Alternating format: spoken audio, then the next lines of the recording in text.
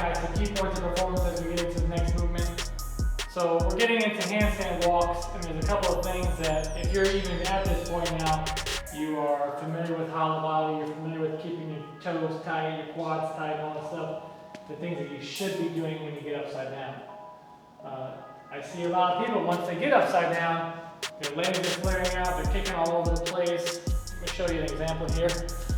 Where your legs are just kind of unintentional, and I get it, you're trying to use them for balance, but I like mastering things in a perfect position so that it transfers over to strength and more things.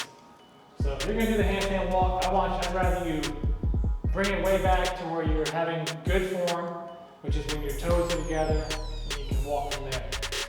So as you begin to walk, a couple of things to think about with your hands. If your hands are straight away, if you have good mobility in the wrist, fine, but a lot of people will talk about the pain in their wrist. So it's okay to turn your wrist out as you walk. Notice how big my fingers are. Get in the habit of having a big base in your fingers so you have good stability. And then as you're walking, I want you to think about trying to keep your arms locked out as you go. So you'll notice there'll be minimal release of my hand as I walk through. First thing, toes together, arms out straight and nice and tight. Arms are barely bent. And go for the distance however long it's supposed to be. Something I typically see happen often is having the feet curl way over like a scorpion.